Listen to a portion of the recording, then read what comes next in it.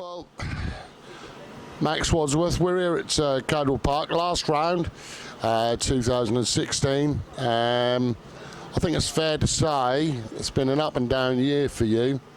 And yeah, if you could just talk us through what you feel the year has done for you here at Thundersport this year and last year, and kind of what your plans are for the future, really. Well, there's plans for next year are to stay with Thundersport because it's a really good championship, competitive. Don't think we'll be moving up to British yet. We might do a few wildcards depending on how we get on its season. Just had not an unlucky year, but we've sort of struggled. Missed an event at Cadwell at the start of the year. Bike wasn't ready. We had a bad event at Snetterton. We rode with a cracked piston, so we had no power. Just not an unlucky year, but again we've sort of struggled and not done all the rounds like we wanted to. So I guess for next year we can make up for that and be at every round and have everything prepared and ready. Do the best we can. Obviously, Dad is your main mentor and mechanic, and obviously you must get on fabulously with him. Yeah, we have his problems now and again, but we get on pretty well. My uncle comes down as well to help out. He does a lot of mechanicking, and we have sort of everyone else who comes down to support us. Everyone who can get down, really depends on the events and where they are. Well, I was just having, if you could just open that up, Matt. I was having a look through this earlier, which is, and I'm going to show these on screen. So, but I mean, I noticed that you're with some pretty famous riders there. Where is it? I'm in third place. Miguel Oliveira, who's riding in Moto2 at the moment, and then just sort of out of shots, Maverick Vinales, who's in MotoGP. We've rode with quite a few riders that are pretty high up now, as well as try and find a few more. As I was looking through, and there's one which I'll also show of you. Oh, there it is on a mini moto bike, which you know, the helmet looked as big as the bike. To be fair, it always has been, to be honest. Yeah. A shot of us on pole at Valencia at the Metrikit Festival of Speed. I'm not sure where Mark Marquez's brother Alex Marquez is. Yeah, but I think he finished 9th in the race, and we managed to win it. So we've rode with some pretty famous riders, to be honest. Pole position to a win, eh? Yeah. It's pretty rare, but it happens now and again.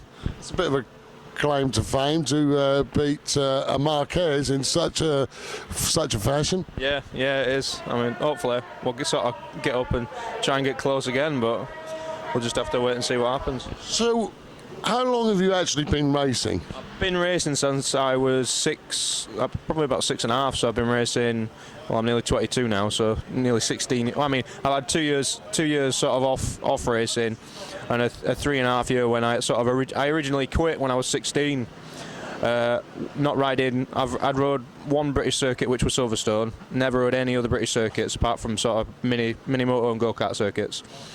And then we came back to it in 2014 with you guys, and just rode through ever since. Sort of tried to learn all the circuits. So it's been it's been hard work, but we've managed. Yeah.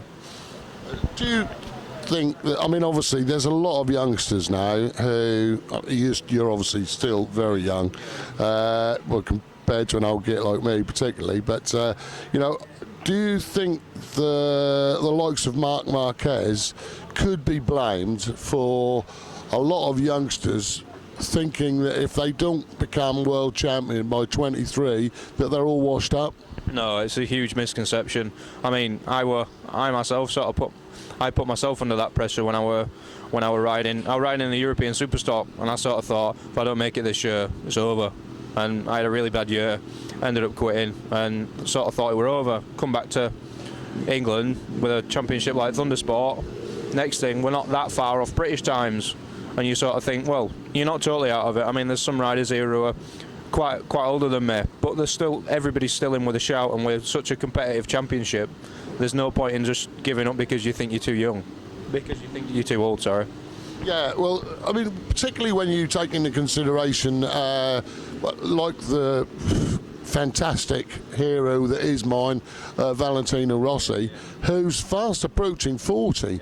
So there's this huge disparity in age, and suddenly Well, it's a bit like women having babies, really. You know, I just heard Janet Jackson is expecting a baby at 50, and I just think that, you know, it's on the one hand, the kids are sometimes put under pressure to do everything, you know, before they're 20.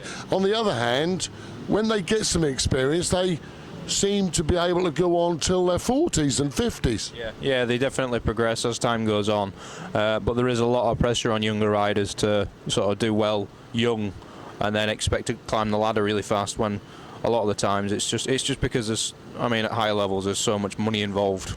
I think that's where the pressure comes from, and the fact that if you don't do well this year, you might not have a ride next year, whereas these championships are a lot more laid back, and there's a lot more to it. Do you? I mean, you obviously got some sponsors, haven't you? Yeah. We've got a few personal sponsors. Obviously, my dad being a main sponsor, I put my own money into it, and we sort of get by as we can. But if we have, it's same with most riders in the paddock. If they have a huge problem like a seizure or something else goes wrong, a van breaks down, problems like that, it becomes very hard. I mean, I think quite a few riders in the paddock rely on a few personal sponsors, and then to sort of help them through racing. It's quite hard work. Well, obviously raising money to do this, it's not any motorsport is not cheap. Obviously, it's a bit cheaper here than it is at British or World Championships. We try and do deals with the tyre manufacturers to keep it as cheap as possible, but you know, it's difficult to get sponsors and to maintain them, and it does worry me, and you brought up a very valid point there, Max, because it does worry me that youngsters do put pressure on themselves because of what the sponsors think. It's one of the reasons why I'm trying to promote an idea which I used to use when I ran a team, which was do like the National Lottery, which is where like everybody pays a quid, but because there's a lot of quids, it comes to big money, millions.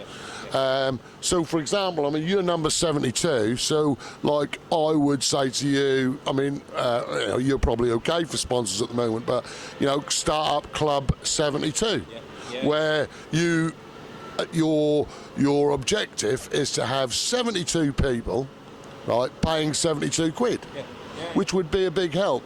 Now that spreads the load. You're less likely to get let down, because if one person lets you down, you've only lost 72 quid. It's not as bad. Yeah, so that's another idea, and I think, and I'm hoping that you're going to agree with me here, but because it is slightly more laid back here than say British Championship, you can maybe concentrate on your racing, and I think it'd be fair to say that it's took you this year to almost come back into your own. And you know, I'm sure you'll tell me in a moment, but it's almost like you have to go slower to go fast, and you have to get everything ironed out. I just think that if you haven't got that pressure from big sponsors who are expecting an instant return on their money, then it might be easier for people to take their time, just go through the natural progression before they move up. Would you agree? Yeah, definitely. Yeah. I mean, I would always want to try and sort of go faster than the natural progression, sort of the same classes, because when I was riding in England, I was always too young to enter the classes I wanted to go into. So sort of. Yeah, I was looking through there. I saw you testing a 600 at 13. Yeah, we were testing an R6 in France at 13. I mean, I rode it a few times, and we didn't actually go into racing it at that age. But it was always sort of try and get into a class above when I was sort of 2 or 3 years too young. And by the time I'd actually got there, we ended up in a totally different class anyway, because they'd all changed in sort of 2 or 3 years. But yeah, I'd definitely say try to naturally progress than force yourself into a class that you know you're not going to do so well in. I'd say, I don't know, just take your time and see how you get on. Don't put yourself under pressure, and don't let other people put you under pressure for money, really. It's not worth it. Your words are music to my ears, I have to say, because I mean, it's you know, it's good to hear someone of you know, a delicate age of 22, coming out with such wisdom, to be fair. But I guess it's because you've been racing for so long in bits and pieces and tried this, tried that, tried the other, done well, had tough years, good years, and everything else. That has given you quite a lot of wisdom, hasn't it? Yeah, definitely. All the travelling gives you quite a lot of time to think. Yeah, I'd definitely say to everyone just to take it as it comes rather than putting yourself under so much pressure. I mean, I made the mistake of doing it. I went to championships, European championships, Spanish championships, expecting to not to win but to be right at the front, and then when I wasn't at the front, putting myself under loads of pressure, crashing out, making mistakes, everything went wrong. It's just so much easier to not put yourself under pressure, and you'll do well if you don't put yourself under pressure. So yeah, I'd say to do that. Obviously, you're competing in the GB Racing 600 Elite. You're in 5th place, and I believe that you can't get any better than 5th, and you can't lose 5th. So the pressure's off for this weekend. It's a bit damp at the moment, but if it dries up, can we expect to see? I mean, again, no pressure. Can we expect to see, a good turnout from yourself? Do you like Cadwell? To be honest, Cadwell's one of the circuits I've not really rode at. I've done one track day here. And then in 2014, I did 6 laps before my selector fork went on my gearbox. So it's a track I'm actually quite inexperienced at. But I'll be sort of learning as the weekend goes on. But we're sort of expecting to be near the front. I'm not going to say at the front, but it's going to be a lonely one in 5th place. But again, with no pressure, you can do that, can't you? I mean, you don't have to put pressure on yourself and just go out and enjoy it. And as you've basically outlined before, what you said, you just seem to. When I see the lads relaxed, they go quicker anyway, and so it's almost like you back off and you just like enjoy it and have some fun, and then bingo, suddenly these incredible lap times come from nowhere. Yeah, they definitely. I mean, it's something people always seem to do when they're riding bike. I mean, I only sort of noticed myself do it this year. Was when I was riding the bike, I tended to breathe as little as I could, and I wasn't relaxing. And I'm sort of putting myself under pressure to get results, and then sort of noticed it go on throughout the year, and sort of think, well, you actually need to breathe. So it's sort of once you get it into your head that you need to relax, I stopped getting arm pump as much. I started to get better results, and just you need to go out sort of with an open mind, relax and do what you can, rather than forcing yourself to do well and maybe crashing or not getting the results and then being sad about it afterwards.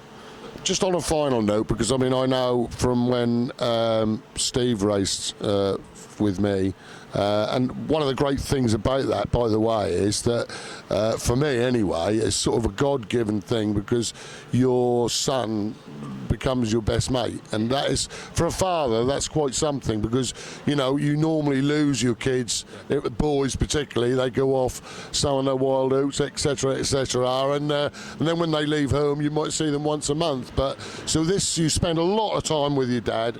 Now, do you feel pressure because of the money, for example, that your dad puts into it? I mean, I know that Steve felt that way with me, and despite me trying to stop him doing so. No, my dad's really good with that. He's never been one to sort of put me under pressure because there's money involved. I mean,